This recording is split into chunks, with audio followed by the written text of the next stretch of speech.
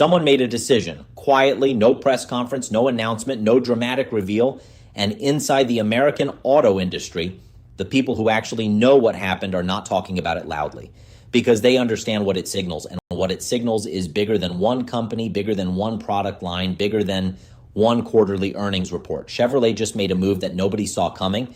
And if you understand what it really means, you start to realize that the future of the American automobile is far more fragile than anyone in a suit wants to admit. To understand where we are today, you have to go back. You have to remember what was promised.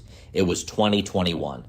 General Motors walked onto the stage with the kind of energy you expect from a tech startup, not a 100-year-old car company.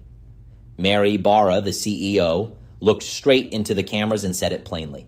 The combustion engine era is ending. We are moving forward. 30 new electric models by 2025, $35 billion committed to the transition. $35 billion.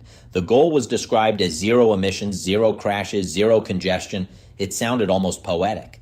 And Chevrolet was right at the center of that promise. The Blazer EV, the Silverado EV, the Equinox EV, familiar names, new souls. Investors believed it. The media celebrated it, and millions of ordinary Americans started imagining a different kind of future sitting in their driveways. Now, fast forward to today, those promises still exist, technically on websites, in press releases, in carefully worded corporate statements. But in the real world, factories are slowing down. Production targets keep getting pushed back. Timelines that were described as aggressive but achievable are now being quietly renegotiated. And the confidence that once filled every GM announcement has been replaced by something much harder to name. Something that feels a lot like doubt. The people who were supposed to be building the future are now being asked to wait. And nobody is explaining clearly why. Then the numbers started arriving, and they told a different story than the one on the brochures. Electric vehicle adoption in the United States has grown, yes, but nowhere near the speed the projections required. Chevrolet's electric models were sitting on dealership lots far longer than expected. Inventory accumulated, discounts were applied, then deeper discounts.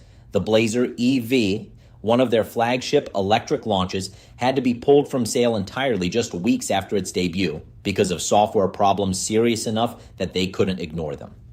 The Silverado EV, the electric version of one of America's most beloved trucks, arrived late and in numbers so limited it barely registered in the market. People were curious, they just weren't buying. And the gap between curiosity and commitment was costing General Motors more than anyone wanted to publicly acknowledge. Because behind those sales numbers was a financial reality that rarely makes the front page. Building electric vehicles at scale is extraordinarily expensive. Battery development, raw material sourcing, new factory equipment, software teams, charging infrastructure partnerships, it all adds up in ways that the original projections somehow made look manageable. The Ultium platform, the proprietary battery system GM staked its entire future on, required factories to be completely retooled. The Orion assembly plant in Michigan, designated as a critical site for electric truck production, watched its timeline fall apart. Workers were left waiting. Communities that had been promised economic revival were left in uncertainty. The money kept going out. The profitability kept retreating further into the distance. And somewhere in those numbers, the original vision started looking less like a plan and more like a hope. What made all of this especially difficult to watch was the contradiction.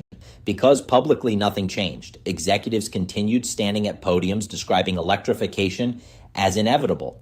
Earnings calls were filled with confident language about the EV future being irreversible.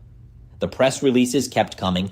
The ambition kept being restated. But behind closed doors, the decisions being made told a completely different story. Production slowdowns were called supply chain adjustments. Factory delays were reframed as strategic pivots. The language stayed optimistic. The actions did not match. And at some point, that distance between what Chevrolet was saying and what Chevrolet was actually doing became impossible to reconcile for analysts, for dealers, for workers, for anyone paying close enough attention. Part of the problem had been hiding in plain sight the entire time. America was not ready for this transition. Not because people don't care, not because the technology isn't real, but because the infrastructure that a mass electric vehicle market requires simply does not exist at the scale the projections assumed. Charging networks in rural America are sparse. Long charging times remain a psychological wall for drivers used to a 3-minute gas stop. The electrical grid in many parts of the country cannot absorb the kind of overnight charging load that tens of millions of electric vehicles would demand. And then there is the cost. Even with federal incentives, the upfront price of an electric vehicle sits well beyond the comfortable reach of the average American family. The vision was genuine, but the foundation it needed was never fully built. And then there was the truck problem. For Chevrolet, the truck problem is not just a challenge, it is existential. The Silverado is not simply a product, it is a cultural institution. It is the vehicle that millions of Americans depend on for work, for hauling, for towing, for covering long distances in areas where the nearest charging station is an hour away. These are not customers looking for innovation for its own sake. These are customers who need reliability above everything else. And asking Chevrolet to aggressively electrify that customer base before the infrastructure exists to support them, before the range anxiety is resolved, before the price is within reach, that is not a strategy. That is a gamble, a very expensive one. Meanwhile, outside GM's offices, the competitive landscape was becoming brutal in ways that nobody had fully planned for. Tesla started a price war. Margins compressed across the industry almost overnight. Chinese electric vehicle manufacturers, supported by state funding and production efficiencies that American companies genuinely cannot yet match, began offering electric vehicles at prices that made legacy automaker math simply not work. Ford's own EV division reported losses so severe that their leadership was forced to stand in front of investors and essentially admit they had moved too fast. The excitement that had defined the early EV race was giving way to something far more sober. And Chevrolet, carrying a century of infrastructure, union commitments, pension obligations, and an internal combustion business it could not simply shut off overnight, found itself being squeezed from every direction at once. The pressure eventually worked its way down to the dealerships, and that is where you start to feel it in a human way. Dealership owners who had invested real money into charging stations and EV training were watching customers walk through the door, curious, ask questions, look at the numbers, and leave without buying anything.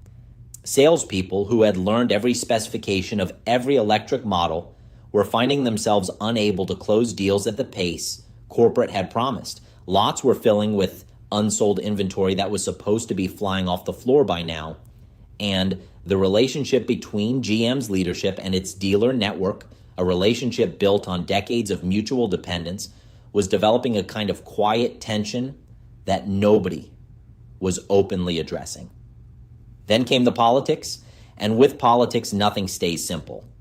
The federal incentives that made electric vehicles financially viable for millions of Americans became a political battlefield. The tax credits, the charging infrastructure funding, the emissions mandates driving fleet transition timelines, all of it became contested, uncertain, reversible. And here's the thing about building factories. You cannot justify $1 billion capital investment around an incentive that might not exist in 18 months. You cannot design production schedules around regulations that change with administrations. GM needed policy stability. What it got was a political environment where the entire premise of the EV transition had become a cultural argument. That changes the calculus of everything. When you step back and look at the full picture, Chevrolet's decision stops being a Chevrolet story. It becomes an industry story. Ford is going through a version of this. Stellantis is going through a version of this. Volkswagen is going through a version of this. The entire legacy automotive sector made commitments built on projections that assumed consumer readiness, infrastructure development, and policy continuity that never fully arrived on schedule. The retreat you are watching inside GM is not unique. It is simply the most visible. And visibility matters because Chevrolet is not just any brand. It is one of the most recognizable automotive names in the world. When Chevrolet stumbles, people notice in a way they might not if a smaller manufacturer stumbled. Inside General Motors, the identity crisis is real. This is a company that built its soul on the Corvette, on the Silverado, on a century of combustion engineering that shaped American roads and American identity. It then stood before the world and promised to become something entirely different. Now it sits in the middle. Not fully what it was, not yet what it promised to become. The Ultium platform still exists. Electric models are still being produced, but the urgency, the momentum, the sense that history was being made on a specific timeline, that feeling is gone. What remains is more uncertain, more reactive, more human in the complicated and uncomfortable sense of that word. Nobody in the industry wants to talk openly about what happens if this doesn't resolve. If legacy automakers cannot complete the electrification they announced, they face consequences from regulators and investors and a generation of consumers who were told a specific future was coming. If they push the transition faster than the market can support, they risk financial damage that could threaten the entire enterprise.